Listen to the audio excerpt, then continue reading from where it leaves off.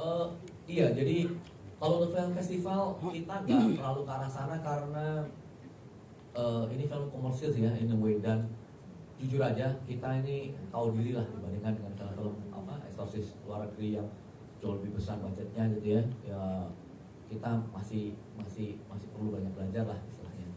Tapi memang dari awal kita optimis bahwa film ini bisa diterima di banyak negara, dan kita udah kerjasama dengan International Sales Agent kita WME. Itu filmnya dibawa ke FM, terus yang Mei lalu dibawa ke Cannes Film Market. Puji Tuhan saat ini udah sekitar ada 33 negara yang beli film ini sih. Jadi negara-negara Eropa Latin pun berpikir, hah, Indonesia bikin film eksorsis Katolik, bukannya negara Muslim ya? Iya memang adalah. Siapa yang bikin? Orang gila nih. Jangan lupa, enggak lupa. Negara-negara Amerika Latin juga banyak yang beli sih. Karena mereka juga penasaran seperti apa ya. Oh ternyata ada orang Katolik di Indonesia, karena mereka tahunya Indonesia identik dengan Muslim kan. Ya itulah angle yang menurut saya sih memang agak unik ya, dibanding misalnya kalau saya Filipina bikin film ini ya wajar, mayoritas Katolik gitu ya. Negara Eropa, Amerika ya mayoritas mereka Kristiani ya wajar. Ya Indonesia kan kita sama-sama tahu kita mayoritas Muslim gitu ya. Jadi memang jadi aneh filmnya. Bukan aneh, fresh tapi. Tapi ya kalau saya buat mereka itu mereka penasaran seperti apa gitu ya. Mereka selama screeningnya mereka happy, terus mereka beli untuk diadakan di negara mereka masing-masing. Jadi untuk belajar bahasa Latin sendiri itu udah dari ngomongnya langsung ya. Jadi kita udah dikasih voice note, contoh gimana cara ngucapin pelafalannya itu gimana. Karena kita udah dikasih skrip, jadi bahasa Latinnya gini dan pelafalannya begini gitu. Jadi ya aku dengerin gimana cara ngucapinnya, terus aku baca-baca terus karena gak gampang juga ya ngafalin bahasa yang beneran asing banget yang gak pernah aku dengar sebelumnya. Terus harus aku hafalin dan itu lumayan panjang juga. Oke. Dan aku ada dialog yang kayak harus barengan juga sama Kak Jerome. Begitu itu kita latihan juga berdua. Terus ya gitu sih, intinya sulit ya. Sulit. Tapi berarti dapat voice note-nya, terus kamu coba ulang. Nah sekarang kita pada mau bikin voice note, kamu coba ulang deh. Tadi aja. Enggak ya, kayak gitu ya. Itu kan nggak mau pengen denger sekarang, enggak. Tuh boleh tuh katanya. Masih inget nggak? Masih inget nggak? Itu berarti semua suruh pada keluar. Lama-lama mungkin latihannya gitu. Kayak 2 minggu mungkin. 2 minggu kayak COVID kamu ya. Latihan kalimat gitu aja loh, luar biasa. Apresiasi, kasih tepuk tangan dong. Kita itu diskusi dan ngobrol langsung dengan banyak orang yang sudah dieksorsis di seluruh Indonesia dari berbagai daerah. Itu banyak banget. Dari semua kisah yang ada, kita cari kisahnya dalam bentuk berat lah. Ini termasuk salah satu yang berat. Kejadian aslinya di Jawa Tengah, tapi seperti biasa gereja itu harus merahasiakan semua identitasnya lah. Jadi memang kita nggak bisa ceritakan siapa dan apa. Ada dirubah-rubah dikit-dikit, tapi overall terutama karakter Astrid itu ada benar, karakter anaknya juga ada benar. Cuma kita ada penambahan lah supaya nggak sama persis dengan aslinya. Tapi kasusnya memang ada dan memang kasusnya berat sih itu. Dan setelah kita melihat kasus yang kita saksiin di waktu itu ya, ada Jerome, ada Bobby segala macam, yang kita menyaksikan sendiri kasusnya nggak berat pun serem gitu ya. Untuk sih kita ngeliat sistem yang cerita yang ini, kita lihat aftermath-nya dan kita mau ngobrol aja. Karena itu masuk kasus yang berat sih, makanya kita angkat. Yang kedua, apakah ada doa-doa? Iya sih, jadi dari pertama Romo sebelum kita syuting juga kita diberkatin, dipercikin air suci dan sama kita doa segala macam. Satu lagi juga awalnya kita risetnya beneran udah cukup lama gitu ya. Kita di Jakarta itu ada hierarki iblis ya, demonologi itu ada. Jadi paling atas Lucifer tahu lah ya, pasti tahu. Tapi nama-nama iblis-iblisnya itu ada semua. Awalnya kita pakai nama itu beneran. Tapi tiba-tiba saya pikir nanti kalau syuting kepanggil beneran. Iya, jadi serem ya kan. Jadi akhirnya kita ubah semua namanya jadi nama-nama fiksi. Jadi semua nama yang di sini ini nama fiksi.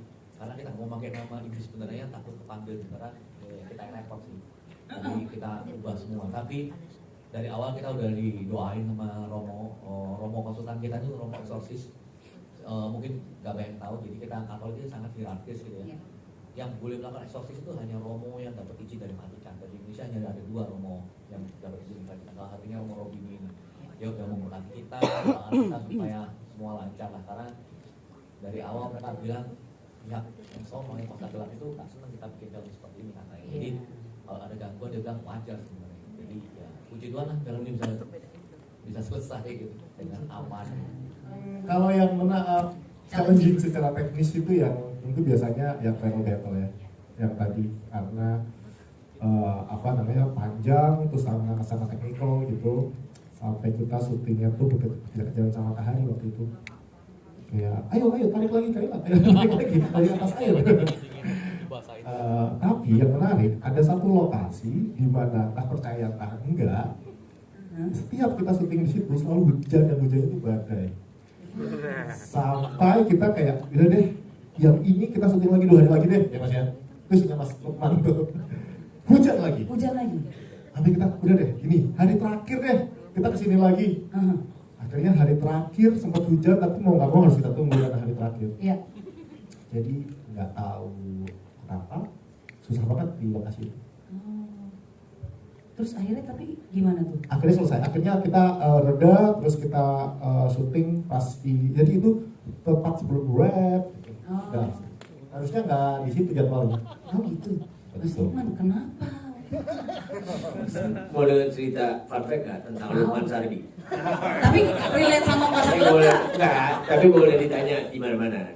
Jadi dulu, walaupun nggak tahu sekarang enggak, gue itu terkenal syuting hari pertama pasti hujan. Waduh. Iya lagi. Sampai Lawan Mbak itu. Mira, itu segala macam. Jadi pernah ada kejadian, walaupun di film lain. Syuting Laskar Pelangi itu orang art 1 bulan ada di sana nggak pernah hujan. Lukman Sardi syuting baru datang hari pertama mendung. Pas syuting mau take hujan gede selama seminggu. Takut di Puasa Gelapnya nempel ya. Bukan, tapi menurut aku bilang bahwa ya memang ada beberapa lokasi kayak itu memang hujan gitu. So, waktu itu juga sempat ngalamin syuting memang lokasinya mungkin air mau ada apa gitu, Ya, tapi ya. memang hujan. Tapi balik lagi kalau aku berpikir positif, hujan itu selalu sesuatu yang baik karena Amin. datang air ke bawah, Amin. membasahi bumi, whatever, mungkin nyulitin syuting. Tapi gimana pun juga ya namanya kita juga produksi. Iya. Mental kita tuh sudah sangat teruji dengan hal tersebut. Oke. Jadi whatever it is harus kelar. Oke. Itu tapi puyeng ya Mas Bobby ya. Ya kan, puyeng, gua kan enggak. Itu yang pengen kita dengar memang. Jadi nanti headline gitu ya. Bobby yang puyeng, Lukman Sardi tidak. Gitu ya. Sorry, mau nambahin Silakan. karakternya Romo Rendra. Jadi saya itu kalau setiap bikin skrip, saya selalu bikin background karakternya lengkap. Oke. Karena nggak fair buat aktor cuma dikasih apa yang ada di skrip tanpa penjelasan yang lebih jelas gitu. Kita ngarepin mereka punya bisa acting 3 dimensional, tapi kita ngasihnya cuma 1 dimensional, nggak fair buat aktornya. Jadi saya selalu bikin background karakter dan segala macam. Waktu itu karena Lukman ini aktor pertama kita cast di Puasa Gelap tahun 2000 berapa aja mas? Gue udah ngomongin background karakternya. Di castingnya bukan di tempat casting, di eskalator Grand Indonesia. Tiba-tiba, bro, gimana? Gue mau bikin film kayak gini. Langsung ya. Jadi background karakternya memang sudah kita pikirin dan segala macam bahwa Romo Rendra ini seperti ini kalau full background masa lalunya. Dan ya jika Tuhan mengizinkan akan kita eksplor di Puasa Gelap 2. Amin. Kan endingnya sudah menggambarkan sedikit-sedikit tentang itu kan. Wih. Pantes seneng dia hujan ya. Dapat berkat lagi ya. Oh iya sama yang pertama kali benar-benar emang aku pemain yang pertama kali di dan pertama kali juga Zoom meeting dengan Bobby dengan Rob untuk ngobrolin ini. Cuman akhirnya waktu itu ya tertunda syutingnya. Ya, karena S1 dulu kan Mas Bobinya ya. Jangan S1 dulu. Oke. Baik, terima kasih. Itu jawaban-jawabannya mungkin untuk merangkum semuanya sampai nantinya semuanya bisa nonton di tanggal 3 Oktober untuk film Puasa Gelap. Mungkin boleh minta tolong Mas Robi bukan. Gue jadi ketukar-tukar mulu namanya ya. Nama sayang ya, Robert jadi Robi gitu ya. Mungkin boleh closing statement, apa yang menjadi harapannya juga, ekspektasi dari penonton dari film Puasa Gelap ini, silakan disampaikan. Ya, sekali lagi terima kasih teman-teman media, sangat happy banyak banget yang datang hari ini.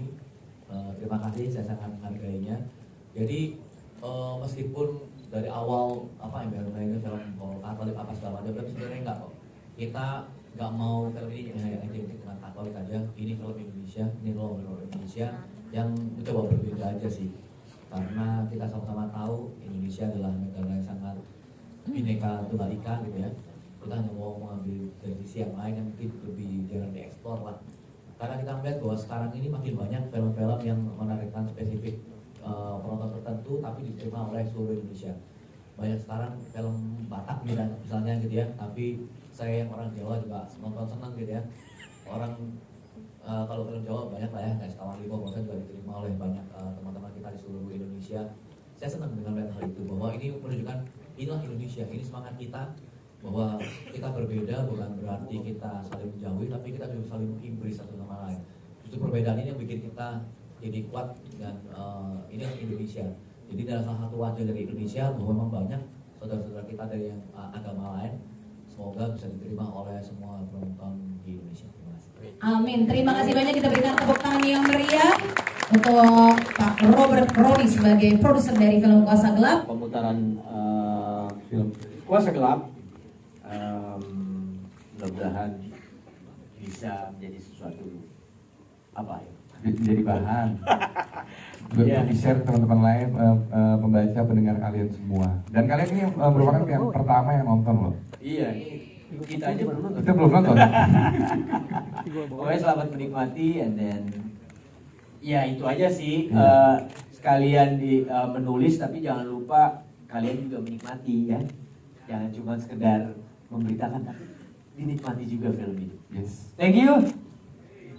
Sampai ketemu. Thank you. Oh ini shout out doang. Joko Anwar di mana ya? Ada di atas. Di mana ya? Jok, thank you for coming. Abel Hura juga ada di sini. Oh, ada ya, Bel? Mana Abel? Oke ya. Oh, Ya, thank you. Gak bisa datang malam ini, jadi mereka datang yang press screening. Thank you. yes. Thank you supportnya teman-teman semuanya. Thank you ya. Thank you.